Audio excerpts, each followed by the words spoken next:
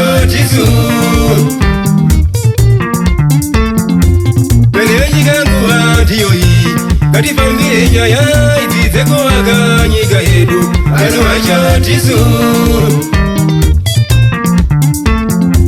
Mawindi nguwa tiyoyi Kati famile nyaya itize kuwaga nyika yedu Anu wacho tisu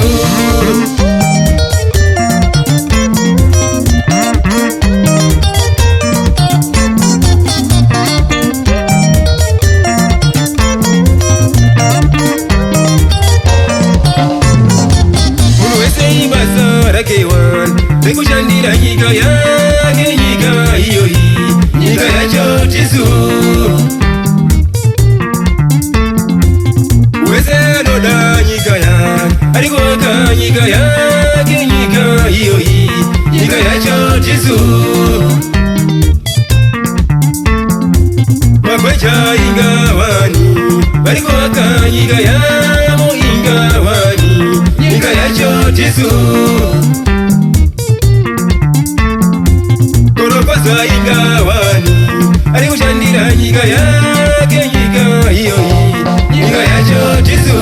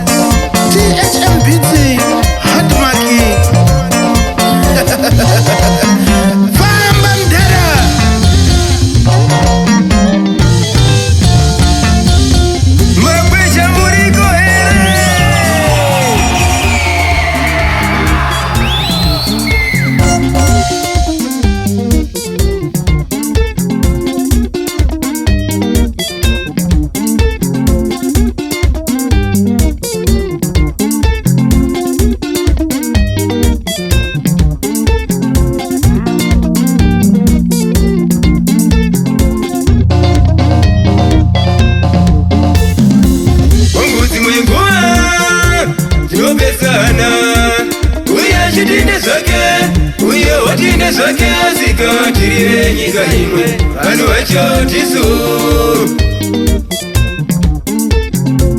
Onguzi mwenguwa Tinopesana Uya chitine zake Uyo watine zake zikatire nyika imwe Anu wacho tisu Sinoda kubatana Kuditi kukunda Sisinene ngomani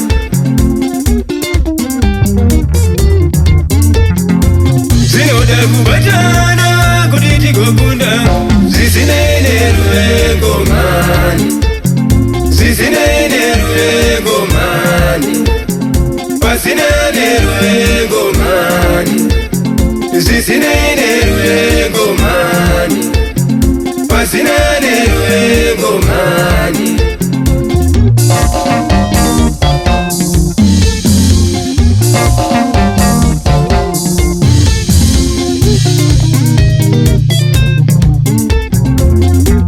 Mwenguwa tinopesana Uya chitine zake Uyo watine zake zikatire nyika imwe Anu wacho tisu Onguzi mwenguwa tinopesana Uya chitine zake Uyo watine zake zikatire nyika imwe Anu wacho tisu Sinoda kubatana kuditi kukunda Sisinene ngomani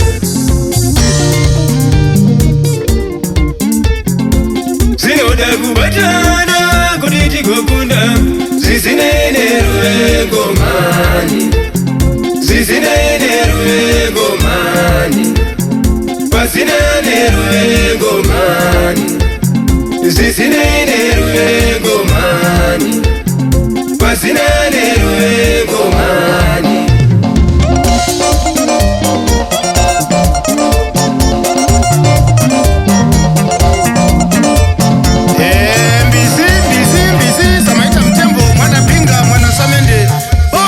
Zambia, get more to me. Twende mfana.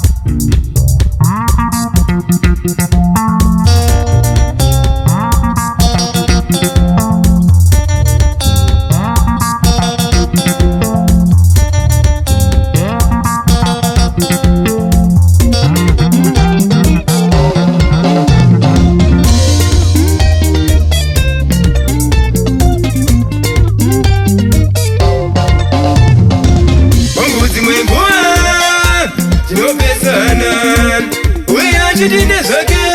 uye otinde zake zikatiriwe nyika imwe ngati vake Zimbabwe iyoyi.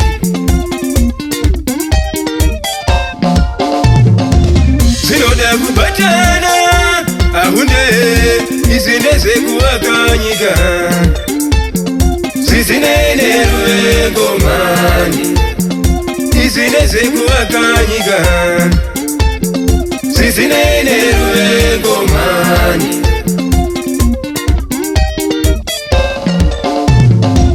zinoda kubatana ahunde izi ndezekuwaka nyika